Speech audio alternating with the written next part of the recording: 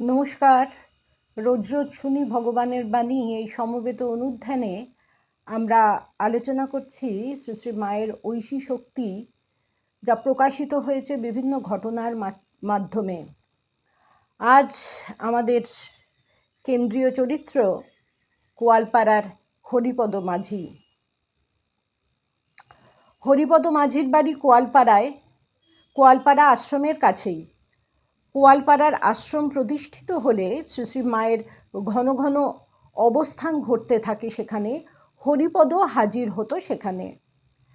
সে মাঝি আর ঘর ছাউনির মজুর, চাষবাসও করে। কিন্তু শ্রী শ্রী মা যে কদিন কোয়ালপাড়ায় থাকতেন, হরিপদ বাইরে কাজে বের হতো না।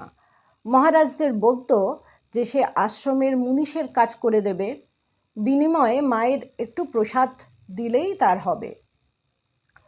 মহারাজরা হরিপদর আবদার মেনে নিতেন। এভাবে হরিপদ সকলের অজান্তে শ্রী শ্রী মায়ের অত্যন্ত অনুগত সন্তানে পরিণত হয়েছিল।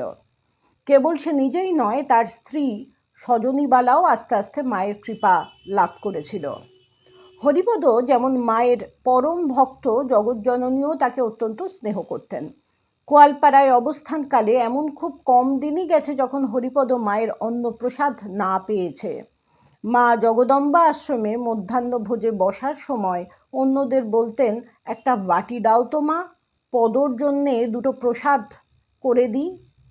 সেই মহাপ্রসাদ মুখে দিয়ে তবে হরিপদ দিনের খাবার গ্রহণ করত। অর্থাৎ মা ভাত খাওয়ার সময় একটু ভাত মেখে বাটিতে রেখে দিতেন, সেটি খেয়ে তারপর হরিপদ দিনের অন্য সব খাবার খেত। হরিপদ মাতৃ স্নেহসুধায় আপ্লুত থাকলেও মনে খুব অশান্তি এবং অস্বস্তি নিয়ে দিন কাটাচ্ছিল। সে দেখে নানা দেশ বিদেশের লোক মায়ের কাছে আসছে, মহামন্ত্র লাভ করে কৃতার্থ হয়ে পরমানন্দে তারা ফিরে যাচ্ছে। অথচ সে নিজে মায়ের এত কাছে আছে, মায়ের এত স্নেহ ভালোবাসা পাচ্ছে, কিন্তু সে মহামন্ত্র লাভ করতে পারছে না। একদিন সে তার বাসনা মায়ের কাছে ব্যক্ত করল। মা তখন বলেছিলেন, বাবা, তোমার যে মন্ত্র আছে তাই জপ করো। হরিপদ শিউরে উঠেছিল। মা তো অন্তর্যামিনী, তিনি জানতেন যে হরিপদর মন্ত্র হয়ে গেছে, দীক্ষা হয়ে গেছে। হরিপদ কিন্তু সে কথা মাকে বলেনি, কিন্তু অন্তর্যামী মা তা জেনে তাকে আশ্বস্ত করেছিল। কিন্তু হরিপদ মায়ের সান্ত্বনায় স্থির থাকতে পারেনি। এক অব্যক্ত যন্ত্রণা যেন তাকে প্রতি মুহূর্তে কুড়ে কুড়ে খাচ্ছে। সে নিত্য মঠে আসে, মঠের কাজ করে, মাকে প্রণাম করে, মায়ের দেওয়া প্রসাদী অন্ন পায়। তার প্রাপ্তি কিছু কম নয়, তবু সেই যন্ত্রণা থেকে মুক্ত হতে পারছে না। সে মনে মনে ভাবে, আমি মহাপাপী, মা আমাকে এত স্নেহ করেন তথাপি মহামন্ত্র দিচ্ছেন না। হয়তো আমি এই মন্ত্র ধারণের উপযুক্ত নই। এমন নানা চিন্তায় হরিপদ বিষণ্ণ হয়ে থাকে। আশ্রমের অন্যান্যরা এ ব্যাপারে কেউ কিছু জানে না, কেবল দেখে যে হরিপদ ঝিমিয়ে আছে। সবাই বলে যে, হরিপদ, তুমি সবসময় ঝিমিয়ে থাকো কেন? মা এসেছেন, মাকে নিয়ে আনন্দ করো। একদিন মা স্নান ছেড়ে ঠাকুর প্রণাম করে সবে বের হয়েছেন, বসে আছেন, এমন সময় হরিপদ এসে সাষ্টাঙ্গে মাকে প্রণাম করল।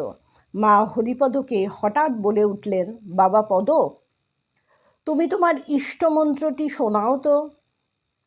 আমার কাছে ওই মন্ত্র শোনালে তোমার কোনো ক্ষতি হবে না। ইষ্টমন্ত্র তো কাউকে শোনাতে নেই। মন্ত্র দেওয়ার সময় গুরুদেবরা বলে দেন। তা মা বলছেন, তুমি আমার কাছে শোনাও, কোনো ক্ষতি হবে না।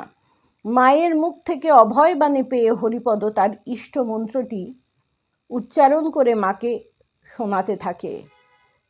তখন মা ছাড়া আর কেউ ছিলেন না।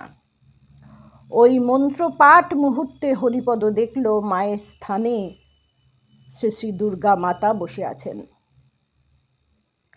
হরিপদ বাক্রুদ্ধ হয়ে মায়ের পায়ের কাছে লুটিয়ে পড়ল। কোয়ালপাড়ার হরিপদ মাঝি অত্যন্ত ভাগ্যবান। শ্রী শ্রী মা তাকে দুর্গা রূপে দর্শন দিয়েছিলেন। দুর্গারূপে শ্রী শ্রী মাকে দেখে সে মায়ের কাছে লুটিয়ে পড়ল। কিছুক্ষণ পর মা হরিপদর মাথায় হাত রেখে বললেন, বাবা এবার ওঠো। হরিপদর ভ্রাতুষ্পুত্র শঙ্কর রায় সেই ঘটনাটি জানিয়েছেন এবং ব্রহ্মচারী অক্ষয় চৈতন্য মহারাজের শ্রী শ্রী সারদা দেবী গ্রন্থে এটি উল্লেখ করা হয়েছে। নমস্কার।